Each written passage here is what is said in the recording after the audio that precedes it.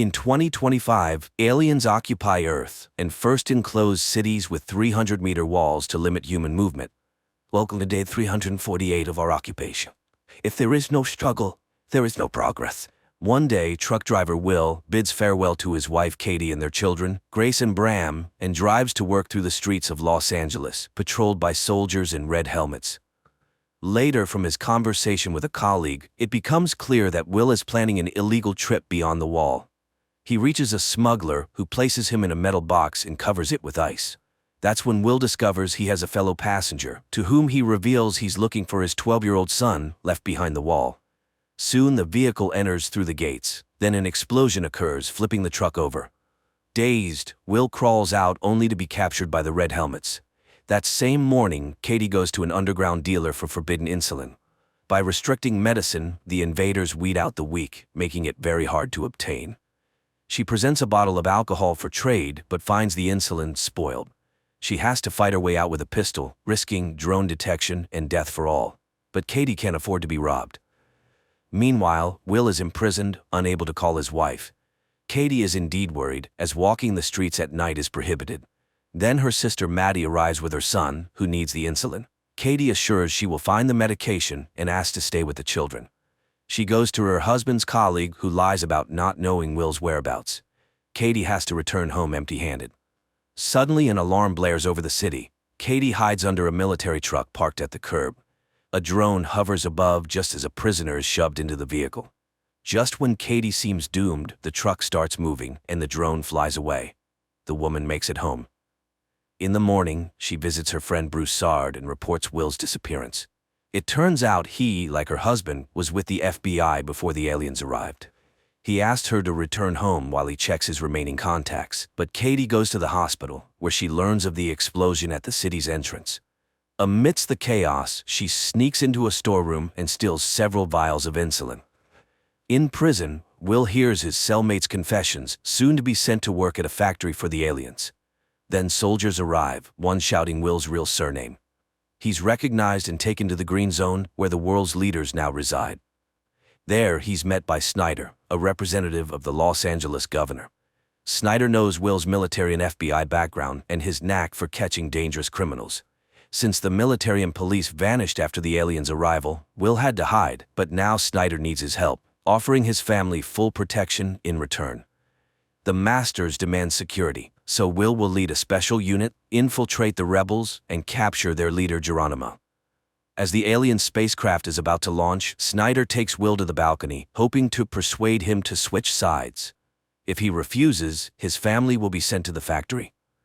At night, the red helmets bring Will home, frightening his family, but he reassures them, explaining he was just in an accident. However, Katie realizes her husband is lying. Hearing he went to look for Charlie, she cries, but the news of Snyder's proposal enrages her. She would never become the wife of a traitor. In the morning, the family is woken up by the smell of bacon, and upon entering the kitchen, they find Snyder there. He has prepared breakfast and even brewed coffee, which is now impossible to find. As he eats, he lists all the benefits of their new status: security, a personal tutor for the children, good food and work. Moreover, the aliens allow the couple to reopen their old bar. However, Will is only willing to agree in exchange for the return of his son, who is in another block. Snyder promises to consider this option. The next morning, Katie arrives at an unassuming house where members of the resistance, whom she informs that the occupiers have hired her husband to find them, await her. The following morning, Will goes to work, quickly realizing that Snyder deceived him. Instead of becoming the commander of a special unit, he is subordinated to Phyllis, who assigns him to find the guy who planted an explosive device at the city entrance. He is partnered with Beau, an old policeman. Meanwhile, Katie arrives at her bar and finds her lost son's belongings. Broussard interrupts her cleaning, wanting to know what the police have found out about the explosion at the customs, but Will has just started his job and has no information yet. Meanwhile, Will and Beau approach the house where the girlfriend of the wanted criminal lives, and by deception, they force him to run out the back door. The agent catches up with him when suddenly a drone appears. Will fearlessly looks directly into the lens, and it instantly disappears. The police bring the detainee to the station, where Will's arrested colleague is found. The man begs Phyllis to release him as his informant, but she refuses. Then Will goes to his trailer, but his family is no longer there because the woman and child are entering his house at that moment. After hiding the mother and son upstairs, Katie drives to Broussard as the couple needs new documents, but he refuses to help as the resistance cannot take risks. Katie leaves. At home, she confronts Will, who, learning that his friend's family is with him, takes them to a man who makes fake documents. On their way, they are stopped by the Red Helmets. However, after checking the pass, they let him go with apologies, leaving Katie in a state of shock. They safely arrive at the Masters, and while he makes the documents, Will tells Katie that he caught the guy who planted the bomb. And once he finds Geronimo, they will be able to bring Charlie back. Later, Will takes the woman and child to a camp where displaced people live. Katie meets with the resistance leader. Alexander calms her down, as the caught boy belongs to another group, but he promises to warn them. At the station, Will discovers that a group of prisoners is being prepared for shipment to the factory. Phyllis asks him to resign himself. During the arrival, the city's entire defense was destroyed in 8 hours. What can a bunch of rebels do? At night, Katie comforts her distraught husband when he is informed that the suspect has divulged the location of his accomplice's hideout. He leaves, and Katie rushes to the phone to warn Broussard. Meanwhile, the prisoners are brought to the location, forced to strip, disinfected, and then redressed. At the same time, the Red Helmets arrive at the location named by the detainee and find only the bodies of rebels. Will realizes that there is a spy among the police. The next morning, a man with a card enters an inconspicuous house on the outskirts of Los Angeles. Immediately, a radio broadcast begins with calls to overthrow the occupation, voiced by Geronimo. The Red Helmets detect the transmission and head to the location. At the same time, Bram duplicates the broadcast recording and hides the cassettes under the bed, but the military, storming into the house, find no one there. That same day, Katie participates in a resistance armed attack on a food truck for the first time. During the operation, one of their comrades, Kim, is fatally wounded. Katie tries to help him, but Broussard finishes the boy off, shocking Katie. Then, drones arrive and start shooting random passers-by. However, Broussard calculates the authorities' response time to the incident. After the operation, Katie rushes home and barely manages to wash off the blood traces. She is so shaken that she doesn't want to explain anything and locks herself in her room. That day at school, Bram gives a cassette to his teacher, who notices a change in the pattern of the alien ship's takeoffs. He saw a very large object circling Earth in the sky and now intends to make a more powerful telescope. The police arrive at the scene of the incident. Will notices the body of a boy who was clearly finished off. Phyllis orders to take his photo and quickly learns his name. After that, the Red Helmets go to his house and arrest his parents. Will is outraged by this and fails to notice Broussard in the crowd, who heads to the resistance base and reports what happened. But Alexander is confident that Kim left no traces. Will then goes home, where Katie explains her morning behavior with the things found in the bar belonging to their son. Distraught, Will blames himself for being powerless against the Masters, but his wife promises her support. Later, Katie goes to meet Broussard. He justifies his actions as saving Kim from torture, but now she needs to extract everything her husband learned during the investigation from him. At the same time, Bram's friend asks for his help and leads the boy to an underground tunnel beneath the wall, where her brother slipped and injured his leg. It turns out their father worked there before the arrival, and now they use the tunnel to get beyond the wall. Will and Bo go to a cultural center, listed among the places visited by the deceased Kim, and find a rebel weapons cache. At the same time, Bram's friends tell him they've been going to the other side for 6 months to get food, as there's no one beyond the wall. Alexander learns about the lost weapons and asks Broussard to warn Katie about the inadmissibility of her husband's actions. He fulfills this request, but Katie is more concerned about her family's safety. Nevertheless, in the evening, she opens the bar to visitors. Suddenly, in the midst of the festivities, Snyder walks in. The man congratulates everyone on the opening of the establishment and then explains to Will that by revitalizing such places, the Masters allow people to safely release tension. Hearing this, Katie becomes furious, thinking they've sold out to the aliens for the sake of getting their son back. But Will is convinced that by continuing to work for Snyder, he will be able to find Charlie. Later, he speaks with Bo again about the spy. However, the former policeman, who has faced betrayal, doesn't believe in such a possibility. Meanwhile, Katie tells Broussard that the quick finding of the Resistance's premises is explained by a huge database in a woman who knows how to use it. She's ready to reveal her name if Will remains unharmed. Broussard swears to this. The next day, a squad of red helmets bursts into the school. The military brutally arrest a teacher and beat a student. Returning to the base, one of them removes his helmet, revealing himself to be Broussard. Later, he explains to Alexander that he learned the duty schedule of the red helmets. Now they have a chance to be in the right place at the right time. That same day, Phyllis shows Will information about the Los Angeles rebels. If they unite and go on the offensive, the entire block will be cleaned out. She hopes Will understands what this means for him and his family and counts on his loyalty. Meanwhile, Katie takes the children for a walk with Lindsay, the governess appointed by the authorities, and turns on the streetlight, sending a prearranged signal. The sound of breaking glass is heard. The woman counts to 10, then pulls out a fire extinguisher. Only after extinguishing the fire does she call emergency services. The red helmets and Will arrive. He is outraged to find that his house is being searched, but such is the protocol. Katie is asked to go to Phyllis for interrogation. She promises the family enhanced security. Moreover, the neighbors are warned that if something happens to them, they will be held responsible. Katie is shocked, as now they will be feared. Phyllis interrogates her about everything, even the personal relationship between husband and wife. Meanwhile, Maddie goes to the Commission for the Preservation of Cultural and Artistic Items in search of work and introduces herself to Charlotte, the director, hoping to become her assistant. After his wife's interrogation, Will confronts Phyllis, but she shows him tapes found under Bram's bed and advises him to keep a closer eye on his son. For now, she'll hold on to these pieces of evidence. Furious, Will drives home, and after a tough conversation, Bram shows his father posters. Their appearance in the city signals the release of a new broadcast by Geronimo. Katie manages to extract a promise from Alexander not to touch her husband, and in return identifies her husband's boss, Phyllis, in a photo. Later, another broadcast by Geronimo begins in the city. This time, the police immediately detect the signal coming from the library and rush there. The man hears their approach but utters his final words, calling for resistance. He is arrested, although Will is sure it's not Geronimo, greatly disappointing Snyder, who had already informed the masters of their victory. That same day, Maddie witnesses Charlotte's anger, who needs a painting by a specific artist. Maddie reports she knows who had collections in the city, as she worked as an art historian. Meanwhile, the arrested man confesses during interrogation that he found the text for the broadcast in a pipe. The police go to the site and verify that the indicated pipe leads to the green zone. Charlotte's workers find art items in the house Maddie mentioned.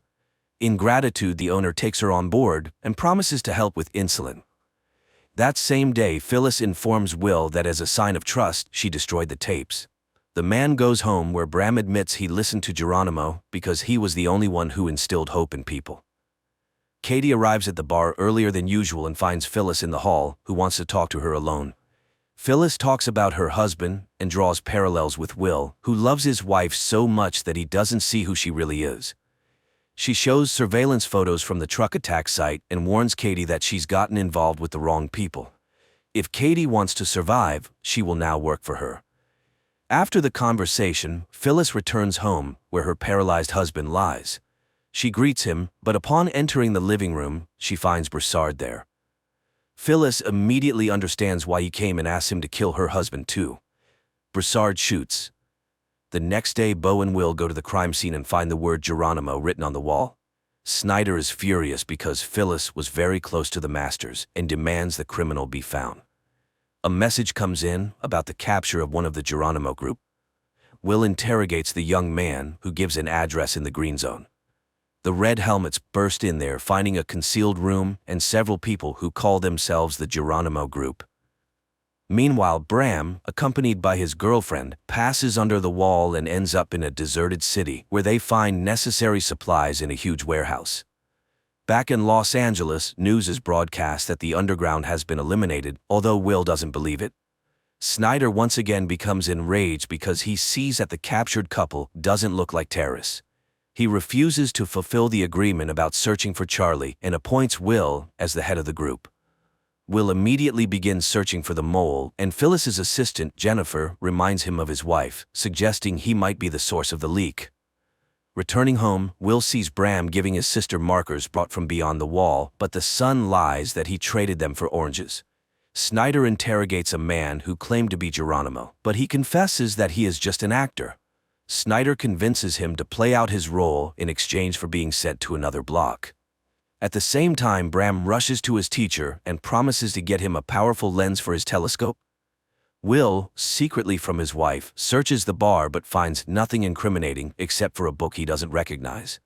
The trial of Geronimo is broadcast on all channels, featuring relatives of the terrorism victims, and a scaffold for execution is erected in the square.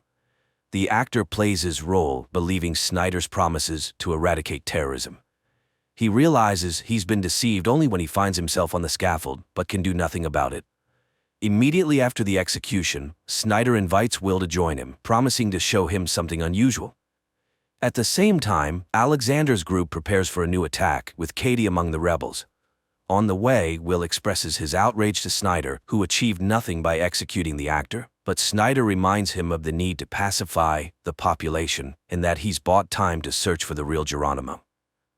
Snyder's car moves through the city, guarded by a group of red helmets, including Broussard. At one of the turns, a decoy road worker sends them on a detour, and when the convoy slows down, Broussard shoots his colleagues. Snyder tries to run, but Will locks the doors as the car is armored. Rebels, disguised in red helmets uniforms, shoot at the car and manage to pull the door off, but Will shoots from inside and still gets Snyder out of the fire. Drones appear, but the rebels manage to escape. Will leads Snyder into the bar where Katie arrives at the same time. Snyder is hysterical, but Will cannot guarantee protection by his own means. Katie asks Will in private not to risk himself for such a worthless person, but Will cannot leave a person without help. Realizing that the phone doesn't work, he goes outside to a payphone to call for backup. Meanwhile, Alexander, learning about Will's role in saving Snyder, is furious, but then Katie communicates via radio that the traitor is in the bar. She returns to Snyder and keeps the conversation going to lower his guard. He boasts about being a professor of economics, which earned him a high position. He mentions there are 7 more colonies, but he doesn't know what happens beyond them. Will returns, announcing that he has managed to call for reinforcement and it's on its way. Katie bandages Will's wound, and he confesses that Geronimo is a collective image, not one person. Katie asks not to interfere with Snyder's killing, but Will reminds her that another will take his place. Then, Snyder reveals that his people have found their son, and he is currently negotiating Charlie's return. Suddenly, there's a knock on the door. They hide Snyder in the bathroom. Broussard enters in a red helmet's uniform and searches the place. Katie leads him to the basement, asking to ensure Will's safety, but he can't guarantee anything as her husband is always diving into the fray. Broussard eventually leaves, but Will is sure he is a member of the resistance and will return with backup. They barricade the doors with Snyder, who again mentions Charlie, infuriating Katie as she's tired of his blackmail.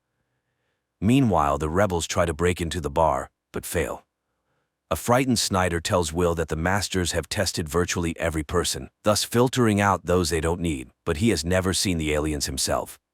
As the rebels continue to press, Will orders Katie to hide, readying himself to defend Snyder. Then a smoke grenade is thrown in, the militants storm in. Will opens fire. When one of the rebels finds Will, Katie shoots him, but Broussard aims at her, and her husband forces her to drop the weapon. The rebel herds them into the basement and leaves. However, Will finds a machine gun and chases after him, but by the time he gets upstairs, everyone is gone. Then, the real red helmets arrive and pull Snyder from the closet where Will had hidden him. In the evening, Will tries to reassure Katie, explaining that Snyder's tribunal was just a farce. There is no people's hero, and those who attacked them have no relation to Geronimo. Meanwhile, Alexander concludes that Katie is a double agent, simply leading them on. Meanwhile, Maddie starts a relationship with Charlotte's husband, Nolan, who is the leader of the New Age preacher church. At the same time, Will identifies Broussard by photo, having seen him among the attackers, and receives an order to find and arrest him. The red helmets head to his address, but when they begin to storm the house, it explodes. Will questions Broussard's squadmates, and one mentions a distinctive feature, a tattoo on the chest, which Will recognizes as a Special Forces sign. Broussard infiltrates a restricted area, where he steals the corpse of a dark-skinned man of similar age and build. Along with Alexander, they place it in a car and burn it. Throughout, the leader convinces Broussard of Katie's betrayal. Later, the police find a burnt car with a charred body inside, matching the description of the bar attacker, but Will once again doubts everything. Katie tries to contact the underground, but can't manage to do so. Finally, she finds an encrypted message with the name of a meeting place where a car with Broussard at the wheel awaits her. Meanwhile, Will's assistant Jennifer finds in the database 14 people with Broussard's face, and he realizes that Broussard is not just a military man, but a former FBI agent. Broussard takes Kate out of the city and asks her difficult questions, as she shot one of her own, but Katie reminds him that she laid out one main condition from the start: her family must be untouchable. She joined the fight and served the cause faithfully. He doubts her loyalty. She leaves, unwilling to continue the conversation. Broussard goes to one of the resistance members, Rachel, and tells her about Alexander's order to eliminate Katie and how he couldn't go through with it. Will arrives at Snyder's in the Green Zone and reports that Broussard is called something entirely different, and he's very skilled in his field, but he'll definitely find him. In response, Snyder gives him an envelope containing a recent photo of Charlie. Will brings it to Katie, and through tears she asks her husband to rid themselves of Snyder's control. He promises to do so when he is ready. Meanwhile, Charlotte learns about Maddie and Nolan's relationship and threatens to fire her. Nolan decides to remind his wife of her place and offers Maddie to become his assistant. The police receive new information, with which Will goes home. He shows his wife a photo of Broussard and tells her that his fingerprints were found in their bar. This means he was there before. Katie says she doesn't know him, but Will shows her photos of his victims, and she recalls that he indeed visited them and said he lived in his mother's house and was fixing it. Jennifer immediately finds Broussard's mother's house through receipts from construction stores. Rachel comes to Katie, confessing that Broussard indeed killed many, but it's part of the resistance. Katie reminds her that she almost became one of his victims, but Rachel reminds her that Broussard didn't carry out that order. Then Katie calls Broussard and warns him that Will has figured him out. The red helmets go to Broussard's mother's house, but it's empty. The abandoned tools make it clear he received a warning. Will calls out to a neighbor who turns out to be Alexander, and he says he hasn't seen his neighbor. Will leaves but then stops. On Broussard's table lies the same book as in his wife's bar. Will's partner ends up at a factory where people often get sick and die. It turns out the factories are built on the moon. Will shows his children a photo of Charlie and admits he only started working for the government to get him back. That morning, the governor of the Los Angeles block arrives at Snyder's to inform him that the chief minister of the Pacific region is coming for an inspection. He assures everything is going well, but the woman is very doubtful. Katie goes to Rachel and learns that her underage sons are also in the resistance. She is stunned by the woman's courage, but still announces her departure from the group, fearing for her family. Rachel promises her support. Alexander calls Will and declares that his wife is the mole leaking information to the rebels. He sets up a meeting place. Will goes there. He immediately recognizes Broussard's neighbor, who confesses that he is the head of the cell and is willing to betray everyone for the right to leave the block. Meanwhile, Broussard meets with the leader of the youth cell of the rebels, from whom he receives information about the arrival of an important person. Will returns to Beau and tells him everything. Later, he goes to Snyder and conveys Alexander's conditions. Snyder demands a personal meeting. In the evening, Katie returns to the topic of Charlie. If Snyder knows where he is, why can't he bring him back? But the conversation shifts to the meeting with Alexander. He reveals he is ready to betray the entire cell, and Katie immediately leaves for the bar, signaling Broussard along the way. Bram and his teacher observe the moon and notice changes in its surface. It seems that's where the alien mines and warehouses are located. That evening, Broussard comes to the bar, where Katie tells him about the leader's betrayal. He immediately goes to Alexander and starts asking questions, but Alexander demands he stop all communication with Katie and prepares for a new operation. The next day, Will takes Snyder to the meeting place with Alexander, who confesses he just wants to survive. He needs a universal pass to travel between blocks. In exchange, he gives a list of the group led by Broussard and admits they are planning an operation to eliminate the minister. He will set up a meeting for Broussard, where the police will arrest him. Afterward, Will take him beyond the wall and give him the pass. Later, Broussard arrives at the designated place in the market. Rachel and Katie are also there, and upon spotting the red helmets, Katie immediately warns Broussard. A rebel throws firecrackers, causing panic, and people scatter as the military opens fire. Rachel dies, and Broussard escapes. Will goes to Alexander's house, which is under police guard, and announces the cancellation of the deal with Snyder. He is ready to let him run, but Snyder starts talking about Katie signing his death warrant. Will shoots the traitor and blames it all on Broussard. At night, people see Rachel's hanged family, and Katie promises Broussard her support. Will lets his wife know he's aware of her participation in the resistance. The following night, a spontaneous uprising occurs during which several red helmets die. Bo asserts that people's patience has run out. Will informs Snyder that he has information about a new rebel cell located beyond the wall. Apparently, there exists an unknown passage to the authorities. He asks for permission to let them go beyond the wall and check. Snyder agrees but assigns them a guard. Meanwhile, Broussard and Katie go to the leader of the youth cell, who proposed a joint attack on the minister. Everything is to happen in the subway, now used only by the masters. Will and Bo, having gone beyond the wall, climb a skyscraper and survey the entire city. They then simulate an attack on themselves. While their guard tries to figure out what happened, their commander finds a map supposedly lost by the attackers. Later, Will points out to Snyder the marks on the map, indicating the rebels' attack points. Snyder reports the found tunnel under the wall. Members of the youth cell show Katie a micro-drone, shaped like a bee, capable of flying anywhere and gathering any information. The rebels finalize the attack plan. Broussard teaches Katie how to shoot.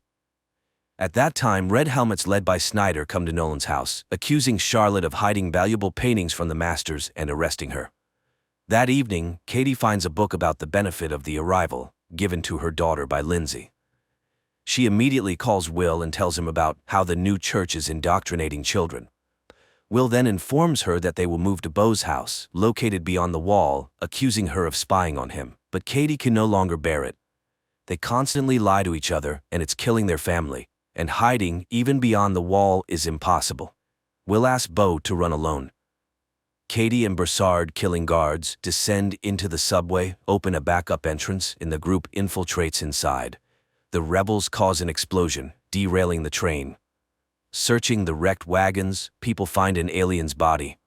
Will learns about this and heads to the station, where the governor soon arrives, announcing the kidnapping of a master. There was already an incident when 2 aliens died, leading to Dallas's destruction, so people must understand what awaits Los Angeles if they don't find the missing master. At the same time, a group of rebels transports the alien to a secret location, blocking signals with metallic foil. Will rushes home and asks Maddie to hide the children. She suggests taking them to the green zone. He tries to find Katie, and Bram gives him a secret number his mother received the day before. While the rebels try to move the alien to another location, a curfew is declared in the middle of the day. Maddie and the children end up in a huge queue, and as they try to break through, Bram runs away.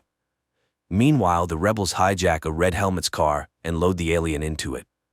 At the same time, the police receive subway camera footage. Will recognizes Katie but doesn't show it. Bram runs to his teacher and leads him to the tunnel. Meanwhile, the group that kidnapped the alien moves through the city in a police car and witnesses a house being shot to intimidate residents. Snyder is removed from his position, but the governor can do nothing. Meanwhile, the alien is brought to a laboratory, shielded from any observation methods, and they attempt to open his suit. Will gives the rebel codebook to Jennifer. Together, they review the operation footage from Broussard's arrest attempt and identify the youth cell leader, who is also in the database. The rebels figure out how to activate the communicator on the alien's wrist when Will knocks on the door. He asks to hand over the kidnapped and run, or he won't be able to save them, but Katie refuses to open the door, instead breaking the isolation, forcing the rebels to flee through a secret passage. At that moment, drones converge on the house. Katie opens the door, and Will calls the police. The alien is taken away. Snyder thanks him and gives him a universal pass beyond the wall. Simultaneously, Bram and the teacher descend into the tunnel and are caught by the police. Snyder is taken away by the patrol. Will goes beyond the wall to find his son, and Katie returns to an empty house. This concludes the first season.